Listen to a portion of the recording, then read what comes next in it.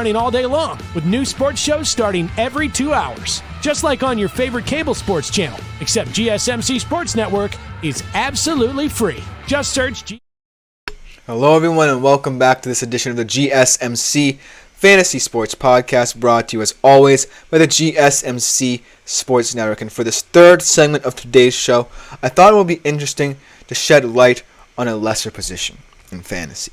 A position that a lot of people kind of disrespect, waited out on until the much latter stages of the draft. But a position that right now might be at its peak. And I'm not saying this position will either immediately win or lose you games, but it's a position that I think it's going to become highly pivotal once you actually see how they match up and how they can become of value to you.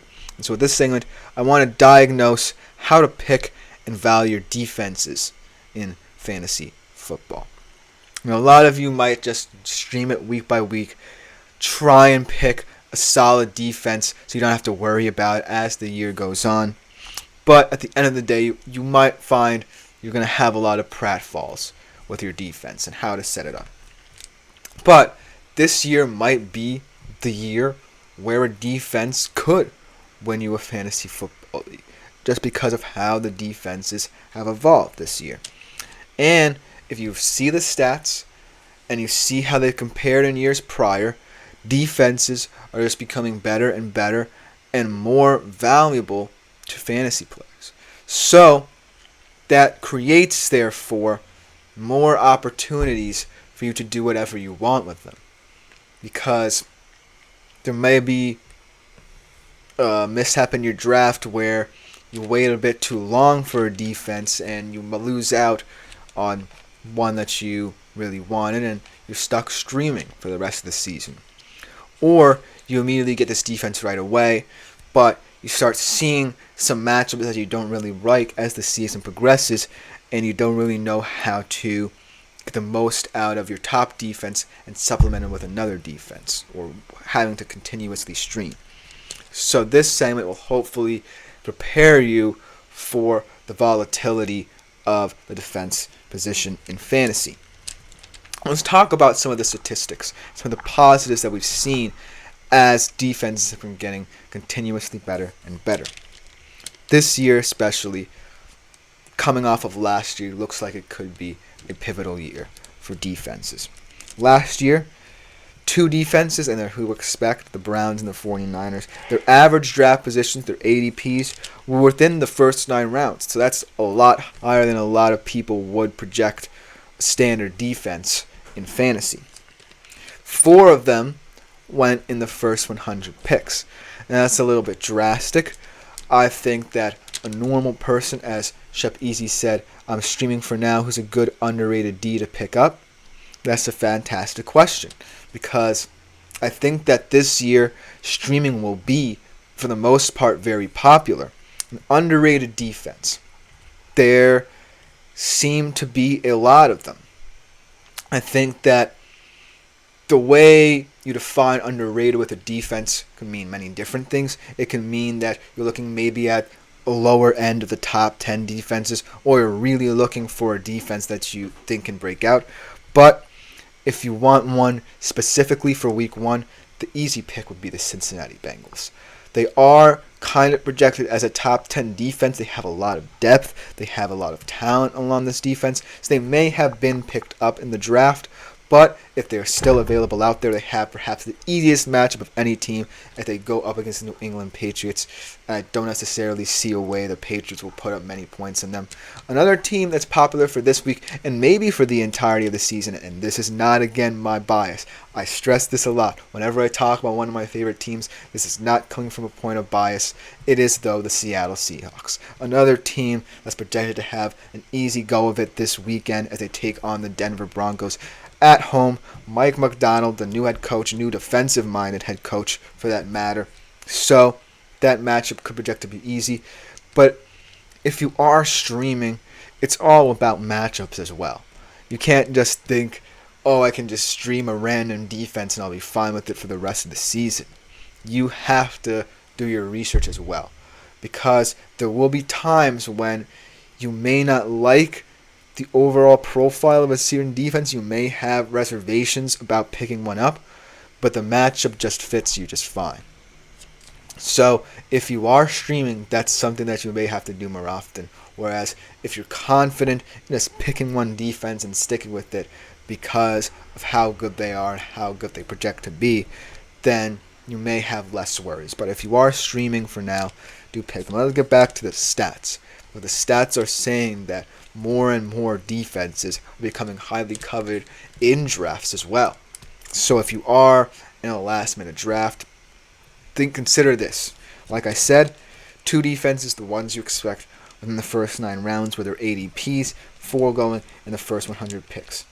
That's actually the 4th consecutive season that defenses were picked that early.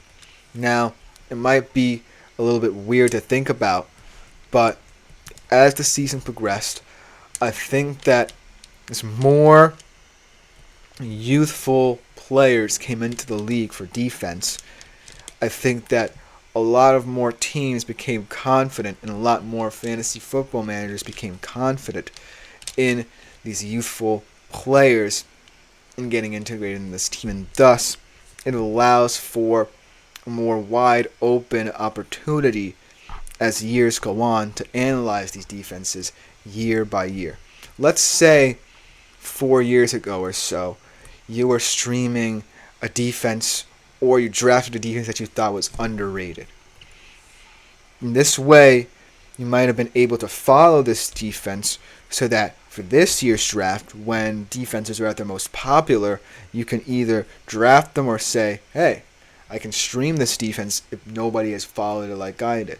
So a lot more people have become more invested, I believe, in defenses as all of these young players, exciting players who just get integrated right into these defensive setups get in there. Like, for example, the Browns have integrated a lot of people.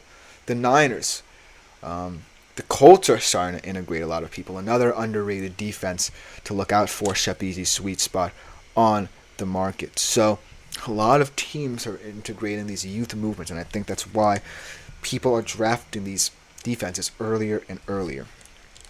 In terms of scoring, 2 defenses tied for the scoring lead. Again, who will expect 172 fantasy points. Only 89 position players, albeit one of them be a kicker if that matters to you, scored more. And that's more than the difference between the number 1 through 11 in overall fantasy players. Less than the difference between the numbers 1 to 3 quarterbacks. Half the difference between the numbers 1 and 2 running backs as well. So I think that just goes to show there's a discrepancy between defenses and your average skill position player, say a wide receiver 2, wide receiver 3, high-end kind of player there, is getting lesser and lesser. So if you are confident in drafting a defense, I think now is the year, especially if you were invested, say, in the rise of the defense, to pick your defense. I think that you can't go wrong with any of the top 10 defenses, but if you felt confident, watching the ascendancy of someone else, you might want to take a flyer on that. And so I think that defenses can be very crucial in drafts. I'm not saying that you necessarily want to place that much weight in trying to pick the primo defenses or the creams of the crop, but they are becoming more valued. So I am kind of letting you know that if you're in a situation where you are maybe stuck continuously streaming, you may regret it a little bit later on in the year. Let's talk about streaming for defense, because that's what the majority of people will end up doing and could end up doing. I think that, like I was saying, it's not always about trying to find the best defense. I think it's more about finding the matchups, like I said. For example, I think that this weekend there might be an example of these lower end defenses getting a lot of chances. For example, last couple of years, even though they were improving defense, the Jets and the Giants, they had a couple of good matchups as well. They were examples of teams that, even though, say, the offenses, and that's also a thing that matters, how good their offense is, they had some moments where they had good matchups. So let's say, going to that point, talking about teams who offensively might be weaker, that's a thing you can exploit as well. Say that, the Giants continuously are inept on offense. Then you can look at who's ever matched up against the Giants week by week and continuously stream those teams. So you're trying to set yourself up for success if you are stuck in continuously streaming by honing in on very weak offenses. They, in turn, might also have the best defenses, so that's where it gets complicated.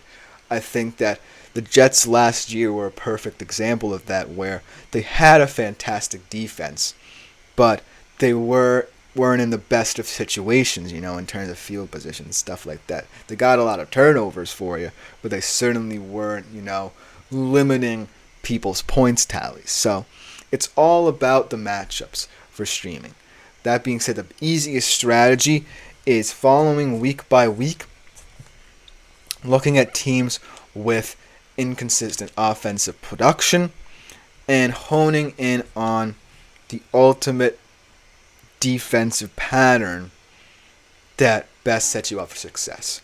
I'm not saying that streaming is going to be all positive. There's going to be your peaks and your valleys, so you're going to have to take it as it comes. But at the end of the day, streaming isn't the worst thing that could happen to you in defense. But I am letting you know that drafting defenses has been getting more and more popular, and the discrepancy between low-end players that you might find in the latter stages of the rounds and these defenses are catching up. In terms of whether or not you wish to believe that you should be confident in drafting a defense, then that's up to you.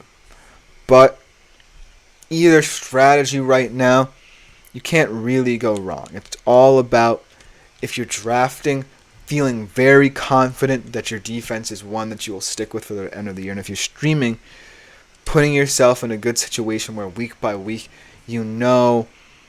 the offenses that can be exploited, and thus the defenses that best match up against those offenses. So it's all kind of a game here. It's all kind of setting yourself up for success. Hope this time was helpful. Thank you all for the comments. And coming next, we get to the real nitty-gritty of the show. We start off in the NFL with our Week 1 betting previews, especially focusing on tonight's game in Brazil between the Packers and the Eagles. We'll be right back after the break to dive right into that.